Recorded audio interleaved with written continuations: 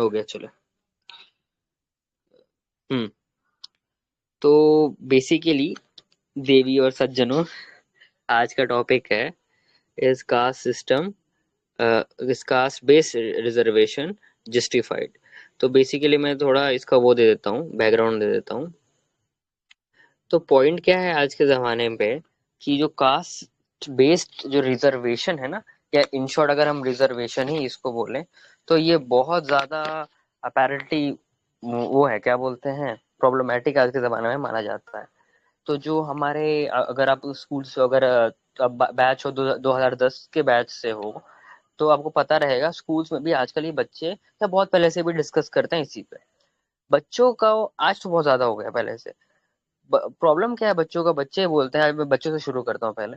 बच्चे बोलते हैं कि अगर मैं कॉम्पिटिटिव बेस्ड एग्जाम्स अगर मैं निकाल भी पा रहा हूँ, अगर मैं अच्छा कर भी पा रहा हूँ, तो मेरे गारंटी नहीं बचेगी कि मैं वो सेलेक्ट कर लूँ। क्योंकि अपेरेंटली जो सिस्टम है ना, वो मेरिट बेस्ड नहीं है ज़्यादा, वो ज़्यादा बेस्ड है, कास्ट बेस्ड है।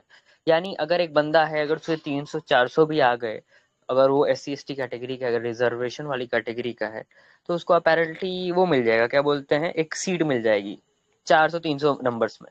लेकिन अपेरेंटली अगर एक और बंदा है, वो जनरल कैटेगरी का है, और वो उसके 720 में 720 आते हैं, तब भी उसकी गारंटी नहीं कि उसको मिले। राइट। तो ये प्रॉब्लम्स आज के हुए हैं।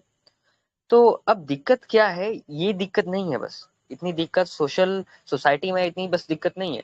दिक्कत ये है कि अब इसको बोलते हैं कि अनजस्टिफाइड है, कि कास्ट बेस्ड सिस्टम रिजर्वेशन जो है हमें हटा देना चाहिए, और हमें कुछ और इससे अच्छा लाना चाहिए।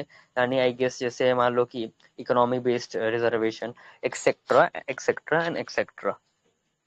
तो थोड़ा हम हिस्ट्री पे जाते हैं, उसके बाद हम अपने मेन मीट पे आएंगे। हिस्ट्री में क्या है बेसिकली, जब गांधी जी, जब वो थे, क्या बोलते हैं, जब क्या नाम है इनका, डॉक्टर भीमराव अंबेडकर थे, तो बेसिकली उनमें पंगा हुआ था। और वो अंबेडकर ने बोला था, गांधी ने बोला था कि भाई, जो गवर्नमेंट, जो बेसिकली क्या था ना, कि जो अंबेडकर है, अंबेडकर ने बोला था कि देखो भाई, हम क्या करेंगे ना यहाँ पे, हम जो स्टेट्स को है ना, वो कास्ट के हिस्से पे डिवाइड करेंगे। यानी जो वोटिंग जाएगी ना, वो कास्ट एंड रिलीजन के बेस पे जाएगी। तो रिलीजन के पहले में निकाल लिया था लोगों ने, यानी मुस्लिम लीग वगैरह एक्सेट्रा एक्सेट्रा ने। लेकिन फिर ये अंबेडकर ने निकाला था भाई, कास्ट बेस भी होगा वोटिंग। यानी सिस्टम क्या था, कि वोट कास्ट के हिसाब से ही होगा। ठीक है, यानी वोट बहुत बढ़ जाता इसके हिसाब से। तो गांधी ने बोला कि भाई ऐसा तो होने नहीं दूंगा मैं। गांधी को ये बहुत ज्यादा प्रॉब्लमेटिक लग रहा था, राइट। तो इसलिए उसने क्या किया कि देखो भाई, हम करेंगे, आपको हम रिजर्वेशन दे देते हैं, बताओ। ठीक है, बहुत लंबी स्टोरी है, उसको पैराफ्रेज कर रहा हूँ। तो बेसिकली यहाँ तक हम आ जाते हैं, प्रेजेंट में आते हैं। अब दिक्कत ये आती है कि जो दूसरे जो कास्ट बेस्ड रिजर्वेशन में उनका कोटा नहीं आता है, वो बोलते हैं कि हमें कास्टिज्म को जस्टिफाई करना चाहिए। अब मैं बोलूंगा जैसे, तेरे को SC ST नहीं बोलूंगा, तेरे को मैं छोटी जात बोलूंगा। ठीक है, ऐसा वाला। ठीक है। तो बेसिकली आज हम हमारा डिबेट होने ही ये वाला है कि क्या कास्ट बेस्ड रिजर्वेशन जस्टिफाइड है, क्या हमें देना चाहिए रिजर्वेशन, सीट्स देनी चाहिए कास्ट बेस्ड चीजों को। ठीक है। तो आई गेस हम अब स्टार्ट करते हैं। तो क्या लगता है, कौन डिफेंड करना चाहेगा कि कास्ट बेस्ड रिजर्वेशन होना चाहिए? एनीवन?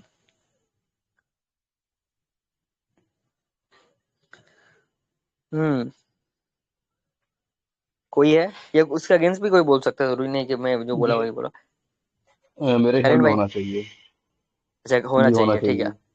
अब कोई और बंदा है जो बोलता है कि भाई, कास्ट बेस्ड रिजर्वेशन हमें नहीं करना चाहिए, जस्टिफाइड नहीं है ये, हमें कुछ अलग लाना चाहिए सिस्टम?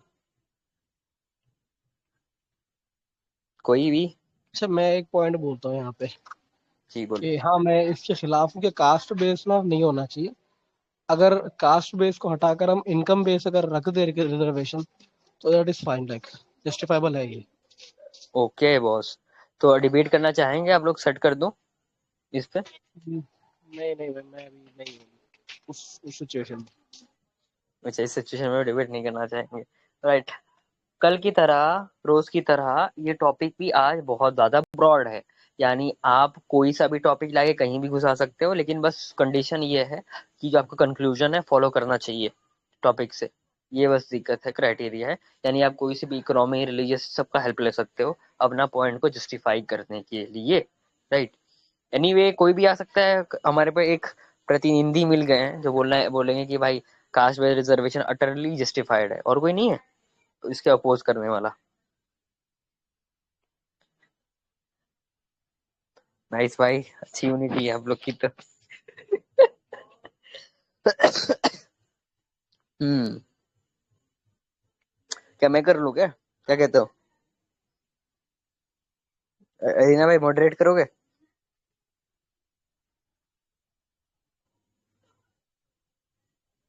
हेलो अमिन भाई।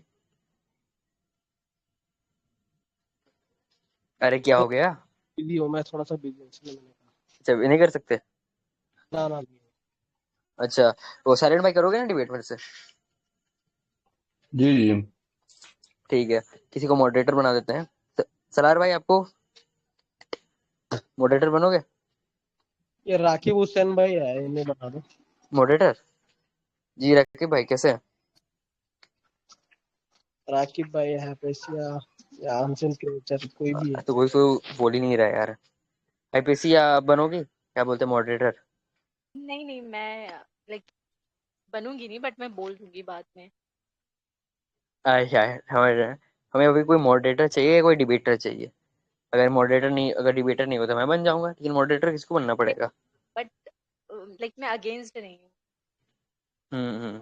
या तो अच्छा, तो एक काम करते हैं, जब जब तक हम लोग क्या करते हैं, फ्री फॉर ऑल कर देते हैं अभी। ठीक है, अभी कोई ऐसा जैसे हम चलाते हैं वह सब चलाएंगे नहीं अभी। तो कोई, हाँ लोग आ रहे हैं, ठीक है। हेलो केनी भाई, फ्री हो? अस्सलामुअलैकुम रहमतुल्लाहि वालेकुम वबरकातुहू। सलाम। फ्री हो आप? जी बोलें, क्या हुआ? अच्छा, बेसिकली आज का डिबेट का टॉपिक है ना कि इस कास्ट बेस्ड रिजर्वेशन जस्टिफाइड, ठीक है।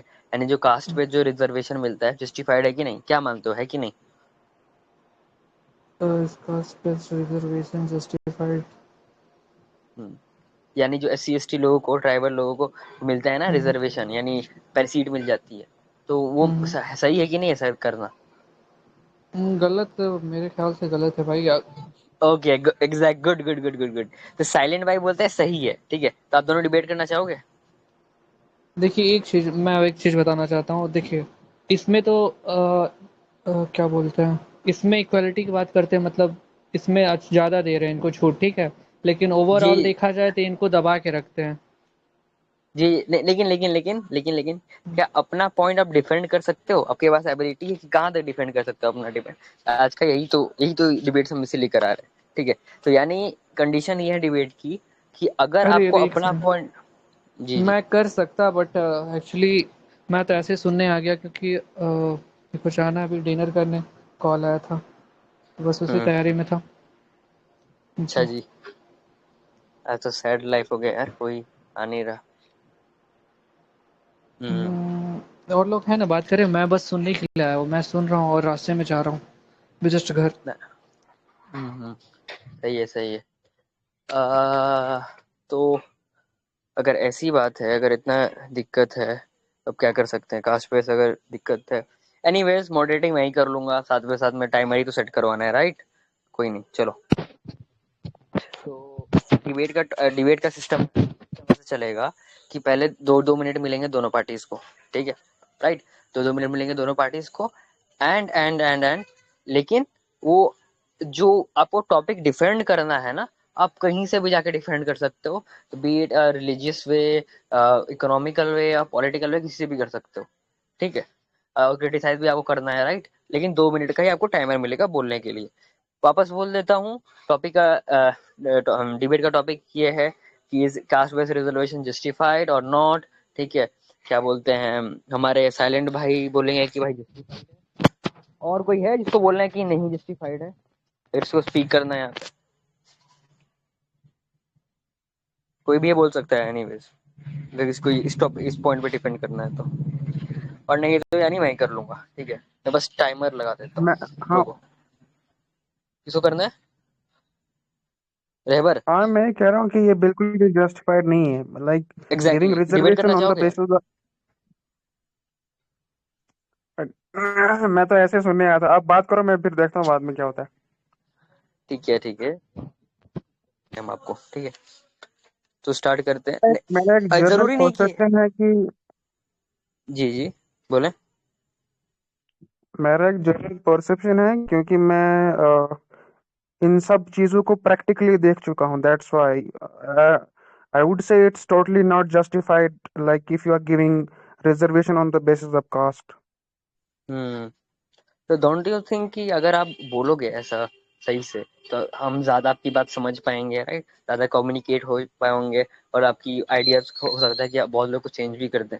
आप क्यों मानते हो इस वजह से? तो प्लीज बात करें ना आप। इसका मैं रिसेंटली एग्जांपल दूंगा। हमारे यहाँ जी क्या हुआ कि रिजर्वेशन को लेके कुछ चेंजेस हुए, ठीक। उसमें क्या हुआ कि जो छोटे तबके के लोग थे, छोटे पेशे के लोग, ये कहने में आता है, पेशा वैसे कोई भी छोटा नहीं होता, जैसे घाट पे रहने वाला, नाई, कसाई, अच्छा, ये बार्बर वगैरह, ये सब जो हैं, बढ़ाई, हलवाई वाला, कारपेंटर, इनको जो है ओबीसी के कैटेगरी में डाला, ठीक है। और उसी के बरक्स अगर हम देखें, जैसे डेलीवेजर्स होते हैं किसी जॉब में, एसपीओ हैं, एनवाईसी हैं, बाकी जो भी हैं दीगर जीआरएफ्स हैं, उनकी सैलरी 5,000 होती है। एसपीओ की स्टार्टिंग बेसिक 6,000 होती है। और अगर उसी के बरक्स हम देखें, कारपेंटर कारपेंटर दिन के 900 या 1,000 रुपए लेता है हमारे यहाँ, अराउंड 27-28 हजार रुपए वो मंथली कमाता है, ठीक। अगर वो 5-8-10 दिन छोड़ भी दे, फिर भी वो एक एसपीओ से, एक डेलीवेजर से कहीं ज्यादा कमाता है। तो उस कारपेंटर को, उसके कारपेंटर के बेटे को ओबीसी का रिजर्वेशन मिलता है, और वहीं पर एक एसपीओ को रिजर्वेशन नहीं मिलता। तो कहाँ से ये जस्टिफाइड हो? ये तो टोटली इनजस्टिस है। जी। तो साइलेंट भाई, आप क्या बोलना चाहेंगे? जी, सबसे पहले तो मैं ये कहना चाहूंगा कि ये जो कास्ट सिस्टम जो सा है, अब ये हम लोगों को अभी जो निचली जाति वाले, उनको बोला जाता है कि तुम लोग, कभी बोला जाता है कि अपने नाम के साथ कास्ट ना लगाया करो, कभी बोलते हैं ये कास्ट सिस्टम खत्म करो। पहली बात तो ये कास्ट सिस्टम हमने शुरू नहीं किया था। ये जो ऊंची जाति वाले अपने को कहते हैं, ये शुरू उन्होंने नहीं किया था, और उन्होंने हमारे ऊपर इम्पोज किया था ये। और अब हमें कहा जाता है कि नहीं, अब तो हर कोई बंदा पढ़ सकता है, तो पढ़ के आगे आओ। ये अगर अगर इतना आसान होता तो इतने जो सालों तक हमें दबाया गया है, ये इतना आसान ना होता हम लोगों को दबाना। इसलिए आप देखें, जो निचली जाति वाले लोग हैं, उनकी उनकी रिप्रेजेंटेशन बहुत कम है। पब्लिक सेक्टर के अंदर भी आपको कम मिलेगी और प्राइवेट में भी कम मिलेगी। पब्लिक में अब थोड़ी बढ़ गई है रिजर्वेशन की वजह से, लेकिन प्राइवेट में भी तक बहुत कम कम मिलेगी आपको। वजह उसकी वजह उसकी कि वहां पर जिस तरह से ये निचली जाति वालों के लिए कास्ट सिस्टम चल रहा है रिजर्वेशन का, इसी तरीके से पैरेलल ऊंची ऊंची जाति वालों के लिए भी चल रहा है, लेकिन वो उस बारे में बात नहीं की जाती। अगर ये प्राइवेट सेक्टर के अंदर भी मतलब कास्ट बेस्ड रिजर्वेशन सिस्टम ना होता, तो ऐसा पॉसिबल ही नहीं था कि मतलब कि जो प्राइवेट सेक्टर है वहां पे निचली जाति वालों को अच्छी जॉब ना मिलती वहां पे। और दूसरा, हमें बार बार मतलब जो निचली जाति वाले, तो उनको बोला जाता है कि नहीं, तुम लोग मतलब कास्ट सिस्टम से बाहर निकलो, तुम लोग अपने साथ अपनी कास्ट ना लगाओ। अगर ये बात लेकिन उनको नहीं बोली जाती कि वो लोग अपने अपने नाम के साथ बड़े प्राउडली अपनी मतलब जाति लगाते हैं, तो निचले जो जाति वाले हैं, वो क्यों नहीं लगा सकते इस बारे में? और ये जो सा है, मतलब ये एक मार्जिनलाइज हिस्सा है सोसाइटी का।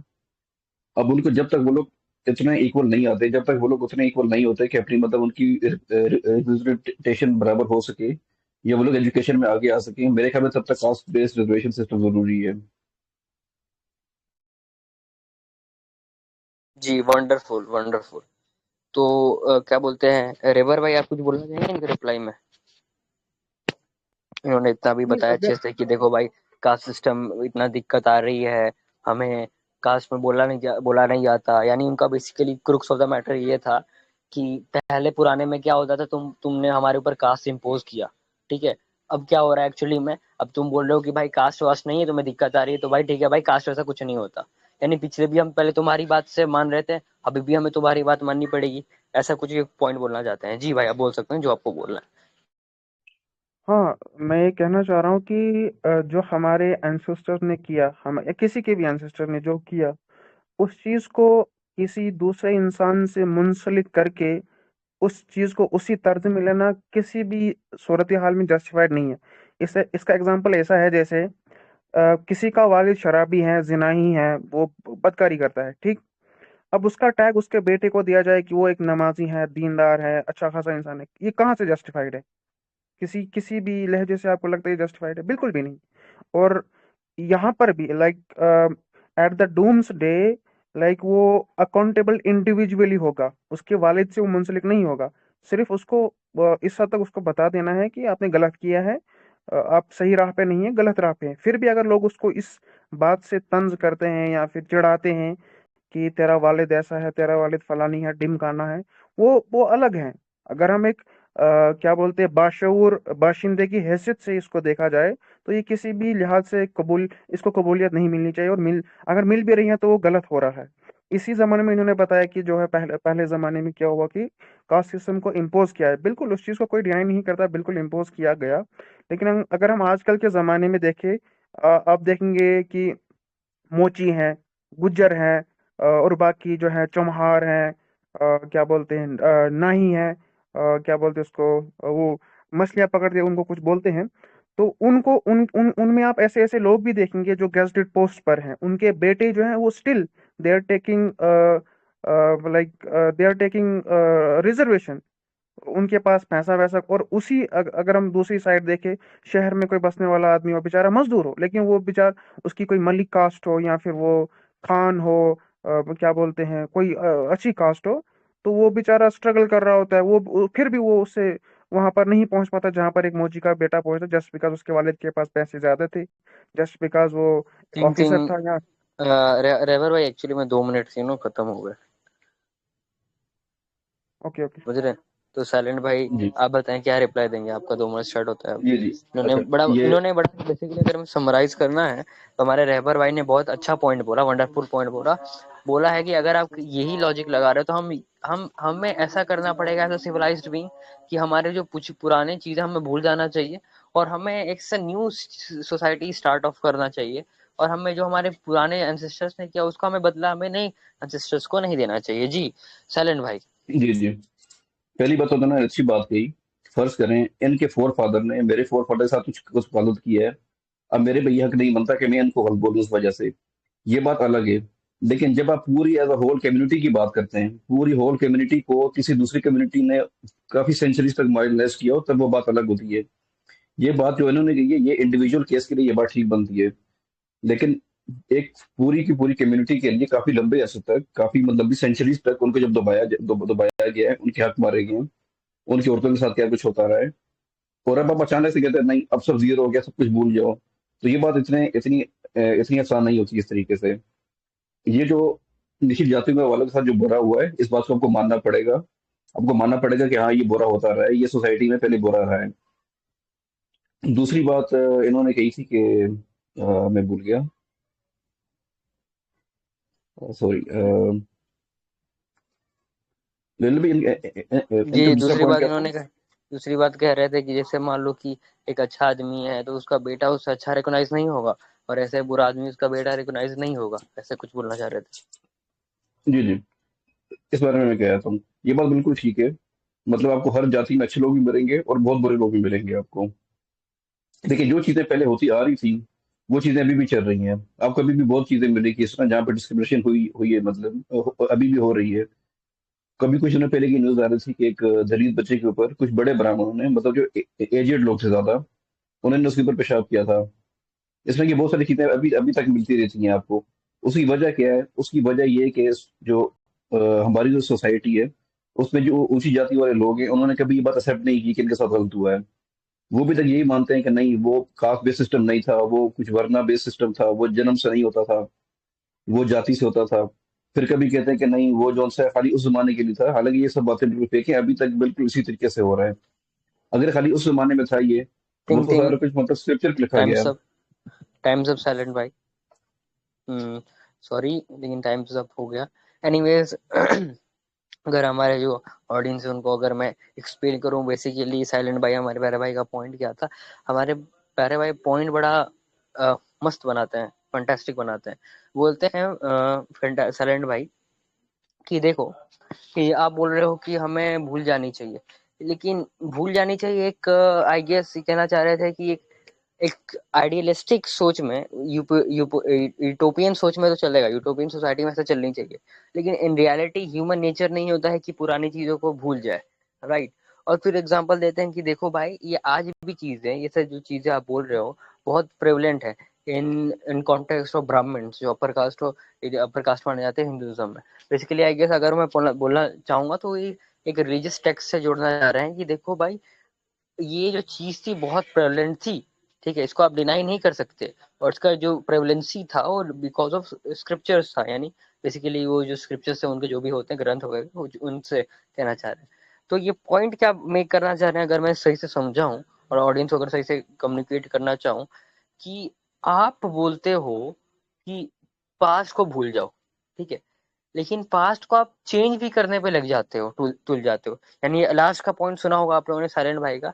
तो ये बोलते हैं कि आपको आज में बोलता है कि देखो हमारे में कर्म बेस्ड होता है, कोई भी ब्राह्मण बन कुछ भी बन सकता है, राइट, ऐसा नहीं था जो तुम बोलते हो, वैसा नहीं था। तो ये बोलना चाह रहे हैं, पॉइंट आउट करना चाहते हैं कि भाई एक टाइम पे तो तुम कुछ और बोलते हो, दूसरे टाइम पे कुछ और बोलते हो, अगर मैं सही समझा हूँ, राइट साइलेंट भाई।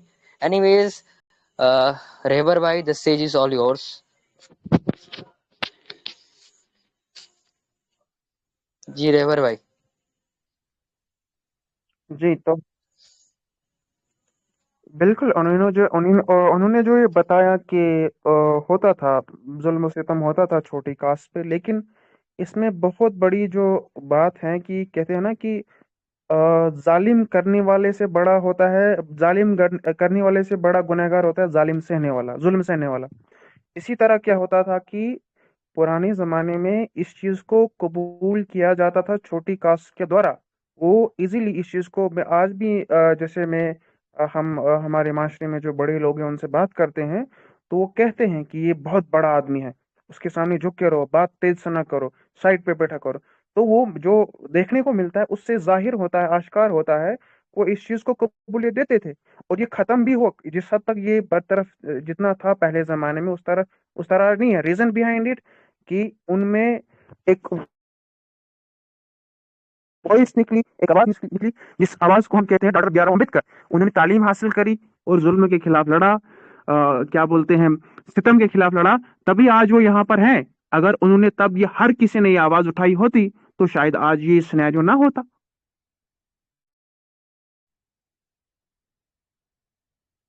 भाईजान, आप आवाज किससे उठवाना चाह रहे थे, मुझे ये बताएं जरा। 2 मिनट 2 मिनट। जी जी, हमारे रेबर भाई का पॉइंट एकदम फैंटास्टिक था। रेबर भाई का क्रुक्स ऑफ द मैटर ये था, कहना ये चाह रहे हैं कि ये सारी चीजें ignore, education is the destroyer of ignorance.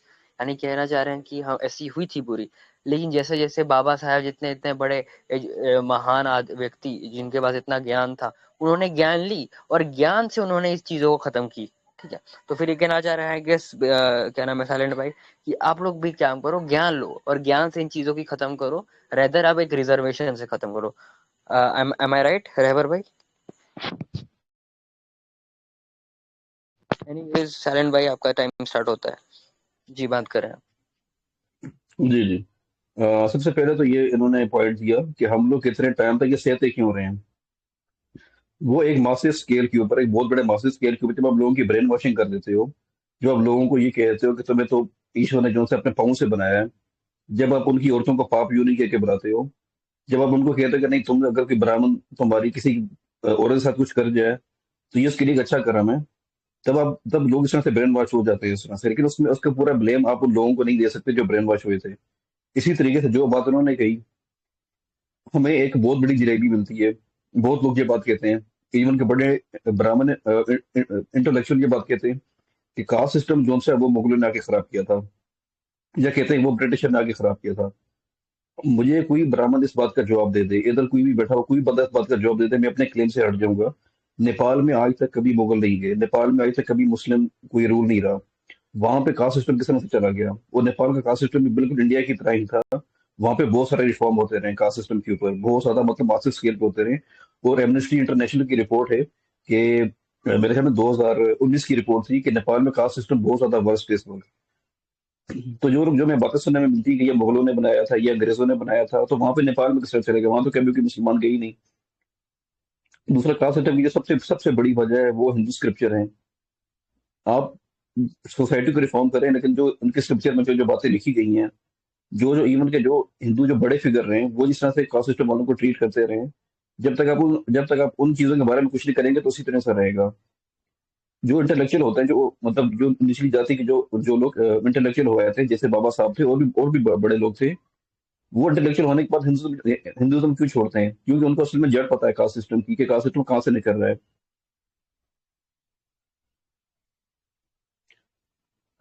तो आप ऐसे मतलब बातें करते रहे कि नहीं हर बंदा बराबर है, हर एक बराबर है, लेकिन कोई भी बंदा जब अपने हिंदू स्क्रिप्चर पढ़ेगा, वो स्क्रिप्चर पढ़ के फिर दूसरे से इसी तरह नफरत करना शुरू हो जाएगा। दूसरी जो जाति वाला बंदा उससे उसे, थिंकिंग। उसे, उसे, उसी तरह नफरत करेगा। जी क्योंकि टाइम जब आप खत्म किसी हो गए। रिलीजन को मानते हैं, ये जो बस बस 10 सेकंड, जब आप किसी रिलीजन को मानते हैं, जब आप किसी रिलीजन को पूरी तरह से मानते हैं, तब आप उस रिलीजन की बुक्स को, साइंस, रियलिटी, हर चीज के ऊपर मानते हैं आप उसको। ओके, बस। Thank you. हम्म।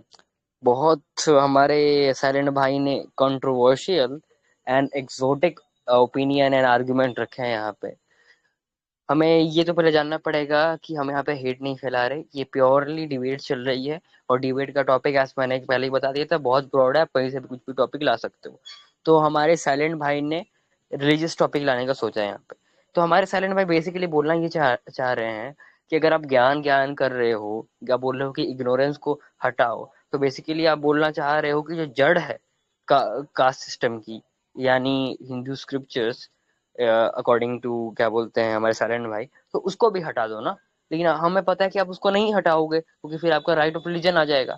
लेकिन जब एक इग्नोरेंस, राइट ऑफ रिलीजन, एक इग्नोरेंस कैसे होता है, राइट ऑफ इग्नोरेंस कैसे हो सकता है? ये नहीं हो सकता। बेसिकली यही बोल रहे हैं। तो ये तो बोल रहे हैं कि कास्ट सिस्टम था, या तो आपने लेपापोती की है पहले कि देखो भाई ऐसा नहीं था या वैसा था, और आप या हिस्ट्री को चेंज करना चाह रहे हो। और अगर आपको एजुकेशन ही एजुकेशन करना है, अगर आपको यही बोलना है कि एजुकेशन से पूरा इग्नोरेंस हट जाता है, तो फिर आपको रिलीजन को भी हटाना पड़ेगा। ये इनका पॉइंट है, एज इट इज। एनीवेज, अब हम जानना चाहेंगे रहबर भाई का पॉइंट। जी रहबर भाई, आपका आंसर सुनने के लिए सारे लोग बेताब हैं।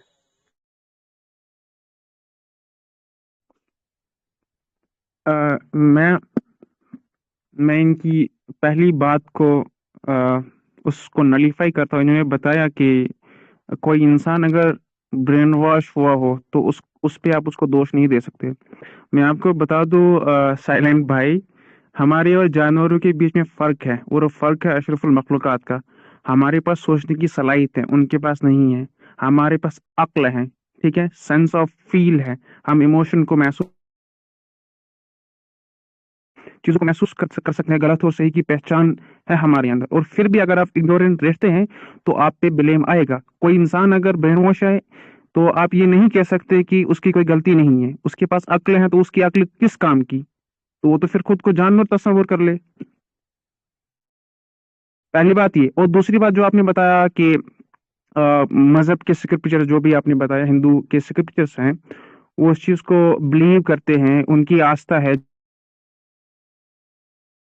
जो उसमें भी मैं ये कहूंगा कि आपको फ्री विल है ना, आपको अगर ऐसा होता तो आपको जो है अकॉर्डिंग टू इस्लामिक कॉन्स्टिट्यूशन आपको बांध दिया जाता, आपको जेलों में रखा जाता कि आप इस चीज को फॉलो नहीं करते, इस चीज को फॉलो। फ्री विल है, लोग एग्नोस्टिक बन रहे हैं, लोग एथीस्ट बन रहे हैं, नास्तिक बन रहे। तो उस मामले में वो कहाँ हो जाता है कि फ्री विल है आपके पास, आप पढ़े, आपके पास ये शऊर है, आपके पास अक्ल है सही और गलत को पहचानने की। और वहां पर भी अगर ये आप अगर इस चीज को एक्सेप्ट करते हैं कि इस चीज की वजह से मैं इग्नोरेंट रह रहा हूं, मैं इस चीज की वजह से अपनी शऊर को जो है आश्कार नहीं कर पा रहा हूं, तो फिर आप अनभक्त हैं। आपको ये समझना पड़ेगा कि सही और गलत की पहचान आपको तालीम देती है। इसलिए बोलते हैं ना, एक जनरल स्टेटमेंट है, education is the modification of behaviour. अगर आपकी एजुकेशन नहीं आपको मॉडिफाई कर पा रही तो कोई चीज नहीं कर पाएगी। तालीम का मकसद ही यही होता है कि आप सही और गलत की पहचान को समझ सके। टाइम्स अप रहबर भाई, अनफॉर्चुनेटली। एनीवे, बड़ा इंटरेस्टिंग पॉइंट इन्होंने रेज किया रहबर भाई ने। बेसिकली वो आर्ग्यू कर रहे हैं कि देखो भाई, बात तो यही है, मेरा पॉइंट वहीं पे आ जाता है कि भाई जो नॉलेज है वो डिस्ट्रॉय करता है इग्नोरेंस को। लेकिन एनीवेज, हम ये पॉइंट को, अगर नॉलेज क्या बोलते हैं इग्नोरेंस को रिफ्यूट करता है, तो इससे हमें ये करना नहीं है कि हम चॉइस, जो फ्री विल है इग्नोरेंस का, उसको हम ही हटा सकें। तो बेसिकली ये कहना चाह रहे हैं कि अगर हिंदू स्क्रिप्चर्स प्रॉब्लमेटिक हैं, अगर इवल सोसाइटी में फैला रहे हैं, तब भी हमें एक चॉइस देनी चाहिए, जिसको सेलेक्ट करना है करो। ये इनका बेसिकली पॉइंट है। जी साइलेंट भाई। जी जी, मैं कुछ बातें कह दूंगा। सबसे पहले तो उन्होंने ये बात कही कि इतने हिस्टोरिक मतलब इतने लंबे टाइम तक हम लोगों ने रिबेल क्यों नहीं किया उसके अगेंस्ट। इनको शायद ये बात पता ना हो, हिंदू रिलीजन में लड़ने का हक सिर्फ क्षत्रिय को है, लोअर कास्ट वालों को लड़ने का हक भी नहीं है। मतलब वो अपने पास हथियार वगैरह वेपन वगैरह नहीं रख सकता है ऐसा मतलब रिबेल करने के लिए। दूसरी बात इन्होंने बोली कि क्या कहते हैं, आपकी मर्जी, आप वो स्क्रिप्चर मानो या ना मानो। और उसके लिए आपको टाइम देखना पड़ेगा इस्लाम आने से पहले का जो टाइम था इंडिया में। जिस तरह एक मेंढक एक गटर में रहता है, वो गटर को पूरी कायनात समझता है अपनी, इसी तरीके से जो हम लोग जो लोग थे, हमें लगा था कि बस पूरी दुनिया यही है खाली, पूरी दुनिया में बस हिंदू नहीं है, पूरी मतलब इंडिया ही पूरी दुनिया है। तो हमें इसके बाहर के रिलीजन्स का नहीं पता था। हाँ, लेकिन जब इस्लाम आने शुरू हुआ, बहुत सारे जो लोअर कास्ट वाले थे वो उन्होंने इस्लाम भी एक्सेप्ट किया, बहुत सारों ने बुद्धिज्म एक्सेप्ट किया, बहुत सारों ने क्रिश्चियनिटी एक्सेप्ट की, बहुत सारे एसेस भी बने। तो लोगों ने चीजें फिर एक्सेप्ट करना शुरू की उसके बाद। लेकिन वो टाइम जब इस्लाम आने से पहले का जो टाइम था इंडिया में, उस वजह से लोगों ने वैसे इतना ज्यादा आपको नहीं मिलेगा कि लोगों ने रिबल किया उसके अगेंस्ट। पहली वजह तो ये थी कि उनको लड़ने का हक ही नहीं था। दूसरी बात मैं कहता हूँ, जो उन्होंने बोला कि वो तो किताब में लिखा है, आप मानो या ना मानो। देखिए, रिलीजियस बुक एक अलग चीज होती है, रिलीजियस बुक में लिखी हुई बात अलग चीज होती है, नॉर्मल किसी बुक में लिखी हुई बात अलग चीज होती है। जैसे क्रिश्चियंस का बिलीव है कि जीसस जो हैं वो मरने के बाद जिंदा हुए थे, या वो बगैर बाप के पैदा हुए थे। क्रिश्चियन को आप जितने मर्जी साइंटिफिक प्रूफ ला कर दो, वो ये बात कभी नहीं मानेगा, क्योंकि उसकी बुक में ये बिलीव है। इसी तरह मुसलमान की बुक में बिलीव है कि इंसान जो है वो मतलब ये बंदरों से नहीं आया। उसको आप लाखों लोगों की रिसर्च ला के दिखाओ, जो मर्जी ला के दिखाओ, वो ये बात कभी नहीं मानेगा, क्योंकि उसकी किताब में इस तरह से बात नहीं लिखी हुई। इसी तरीके से जो हिंदू हिंदू टेक्स्ट हैं सारे के सारे, वहां पर यह बार बार कास्ट सिस्टम आया, और हर एक बुक में आया है बार बार कि अगर कोई शूद्र साथ बैठ जाए तो उसका मतलब पिछला ऐसा काट दो, अगर वो मतलब पानी नहीं पी सकता तुम्हारे साथ। अब ये कहते हैं कि रिफॉर्म हो रहा है, रिफॉर्म हो रहा है। अभी भी जो रिफॉर्म हो रहा है, कहते हैं कि देखो तुम्हें कुछ मंदिरों के पंडित भी मिलेंगे, शुद्ध पंडित मिलेंगे, लेकिन अब वो कोई ब्राह्मण नहीं मिलेगा जो उन पंडितों के पीछे जो सा है पूजा कर रहा हो। अगर कोई ऐसा मिलता है मुझे ला के दिखाएं। बाकी जो उन्होंने बात की कि लोग इतने लंबे टाइम तक इग्नोर क्यों हुए हैं, लोगों ने, अब लोग जुल्म क्यों सहते रहे, उसके मैंने आंसर दिया कि उनको पहली बात है, उनके धर्म के लिहाज से उनको धर्म में ही लड़ने का हक उनसे छीना गया है, कि वो लोग रिपेल ही नहीं कर सकते उसके अगेंस्ट। बाकी टाइम्स अप बाकी कीमती। दूसरा ये ओके। एनीवेज, बहुत ही एग्रेसिव एंड डोमिनेंट तरीके से हमारे साइलेंट भाई ने बोला, और उनका पॉइंट ऐसा पर्सनली हो सकता है कि मैं बाय करूं, लेकिन एनीवेज ये आपकी ज़रूरत की काम नहीं है। आपकी ज़रूरत का काम ये है कि उन्होंने बोला क्या एक्चुअली में। हमारे क्या बोलते हैं, साइलेंट भाई बोलते हैं कि ये जो तुमने उठाया है ना ऑब्जेक्शन, वो इलॉजिकल है। कि at the end of the point ये आता है कि ये लोग किसी चीज पे मानते हैं। जैसे उन्होंने एग्जांपल दिया, क्रिश्चियंस ये मानते हैं, वो अगर कुछ दिखा दो तो नहीं। वैसे अगर एक बंदा है जो साइंस में मानता है, अगर आप उसको कोई अलग चीज दिखा दो तो वो नहीं मानेगा, राइट। तो सेम चीज है, दोनों में अंतर नहीं है। तो बेसिकली यही बोलना चाह रहे हैं कि आपने जो क्वेश्चन उठाया था कि लड़ें, आप लड़ भी नहीं सकते हो प्रैक्टिकली स्पीकिंग, क्योंकि आपके पास लड़ने का भी अधिकार नहीं है। आपको ना अच्छे से डिग्निटी वाले जिंदगी जीने का अधिकार दे रखा है, ना ही लड़ने का अधिकार दे रखा है। तो आप लड़ोगे कैसे? तो फिर उन्होंने बताया कि एग्जाम्पल दिया बुद्धिज्म का, क्रिश्चियनिटी का, इस्लाम का दिया, कि बेसिकली बोलना चाह रहे हैं कि जब हिंदुज्म में जब इंडिया में फैला था तो हिंदुज्म को लगता था कि भाई देखो यही पूरा वर्ल्ड है, उसके आगे वर्ल्ड नहीं है, ठीक है। यहीं पे फिर उसने कम्युनिटी बना ली। लेकिन जब दूसरे डिस्टिंक्ट आइडियाज आए, एकदम रेडिकल आइडियाज आए, जो जो कभी आई गेस हिंदुज्म ने कभी इसको सोचा नहीं था। जैसे मान लो कि इस्लाम हो गया, क्रिश्चियनिटी बहुत डोमिनेंट रिलीजन है, उनका जो रिलीजन वे ऑफ लाइफ होगा एकदम रेडिकल होगा। वो बोलेगा कि भाई तुम जो मानना है मानो, भाई मैं तुम्हारी बात क्यों मानूं। वैसी वाली बात है। तो जब वो आए यहाँ पे, तो उन्होंने एक अलग कॉन्सेप्ट दिया जो हमारे लोअर कास्ट भाई लोग को अच्छा लगा, जो quote and quote lower caste है, राइट। तो फिर उन्होंने वो बाय किया, तब रेवेलियन स्टार्ट हुआ। लेकिन ऐसे रेवेलियन का कोई नामो निशान नहीं था। तो ये हमारे हमारे प्यारे साइलेंट भाई का पॉइंट था। एनीवेज, हम जानना चाहेंगे कि रहबर भाई क्या बोल रहे हैं। रहबर भाई है हमारे साथ कि चले गए? दिख रहे हैं क्या रहबर भाई? अच्छा, मैं ये सजेस्ट कर रहा था, नील भाई क्या पोस्ट कर रहे हो, जैसे मेरा सजेशन है कि आप अगर डिबेट हो गई हो तो आप ये जो मतलब भाई हमारे हैं, जो मतलब ये जो है बिलाल भाई या सैफ, संदीप, सैम और इलॉन मस्क और रवीश शुक्ला भाई, इनसे भी अपना अपना ओपिनियन ले लेको। जी जी, अभी at the end of the हम यही करने वाले थे, तो वो हमारे रहबर भाई तो चले गए। आई गेस हमें यही करना पड़ेगा। तो एनीवेज, आई गेस हमारे रहबर भाई चले गए तो अनफॉर्चुनेट डिस्कशन कंटिन्यू नहीं हो पाएगी। लेकिन अगर कोई यहाँ पे बंदा है जो बोलता है कि रिजर्वेशन होना एकदम गलत बात है, तो कोई स्टेप अप कर सकता है। और हमारे क्या बोलते हैं साइलेंट भाई से डिबेट कर सकता है। कोई है ऐसा जो मानता है कि रिजर्वेशन अपेरेंटली नहीं होनी चाहिए, कास्ट बेस्ड रिजर्वेशन स्पेसिफिकली? कोई है? मैं संदीप बोल भाई, एलोन अच्छा वो मस्क बोल रहे आपको बोल। जी जी, बोलने हिंदी सोसाइटी कोई भाई संदीप भाई, कोई है सर जिसको बोलना है ये एब्स्ट्रैक्ट भाई? रविश भाई, आपको बोलना है किसी को भी, हमारे जो नए नए भाई हैं आज? अगर नहीं बोलना है तो मैं कंक्लूड कर दूंगा स्टेटमेंट में। और बिलाल भी कुछ बोलने लगे थे, उनका पॉइंट लेने शायद इसी बारे में कुछ बोलने लगे थे। जी जी, मतलब मैं अब इसको एकदम कंक्लूड कर देता हूँ। साइलेंट आपके सपोर्ट में। तो एनीवेज, आज का हमारा जो डिबेट है, आज का हमारा टॉपिक कंक्लूड हो चुका है। और आई गेस हमने देख लिया कि दोनों साइड के पॉइंट क्या थे, आर्गुमेंट से क्या क्या थे, रीजनिंग क्या थे, और कैसा वो डिबेट में परफॉर्म कर पाया, और उन्होंने कैसा डिबेट में क्या बोलते हैं उनकी सोच क्या थी बेसिकली। तो मुझे इस क्या चीज लगता से है, हम, और शायद बिलाल रवि भाई वेट अ शुक्ला मिनट। से रख सकते हैं। रवि शुक्ला से पूछे शायद। जी रवि शुक्ला भाई, आप मैंने इनसे पूछा, हम बोल नहीं रहे, आप कुछ बोलना चाहेंगे रविश भाई?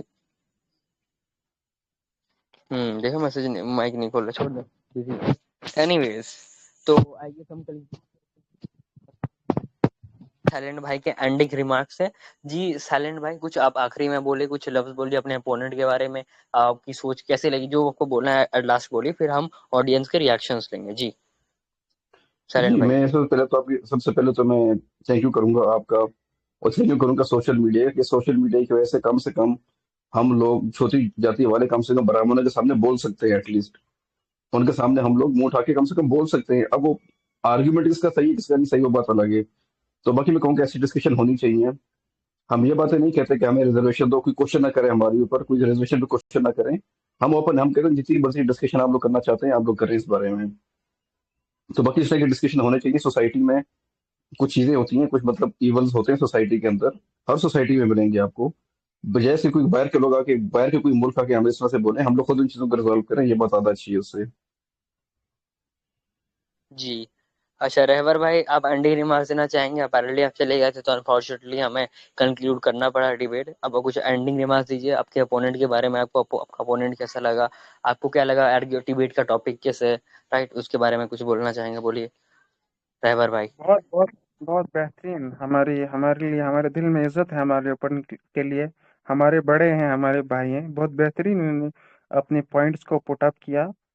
तो उस चीज़ के लिए मैं आप उनकी उनकी सब्र की सराहना के लिए, उनकी सब्र की दाद देता हूँ कि उन्होंने पेशेंटली हमको सुना, और अपने पॉइंट जो है बाकी से और सलाहियतों, पूरा सलाहियतों का इस्तेमाल करते हुए हमारे सामने पेश किए।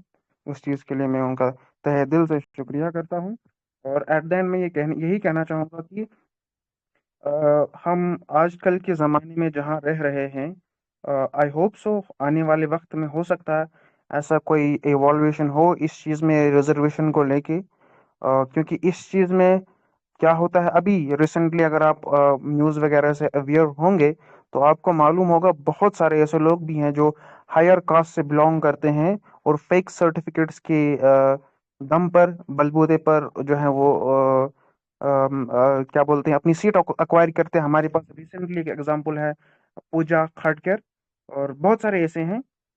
मैं हर किसी को कोट नहीं कर पाऊंगा। तो बेहतरीन यही होगा कि हम इस चीज़ को जितनी जल्दी रियलाइज कर सके करें कि रिजर्वेशन आजकल के ज़माने में बिल्कुल भी जस्टिफाइड नहीं। हाँ, एक रिजर्वेशन होनी चाहिए, वो होनी चाहिए इकोनॉमी बेस, कि किस इंसान की कितनी तनख्वाह है, उसकी कितनी आमदनी है, उसके इनकम, सोर्स ऑफ इनकम क्या है।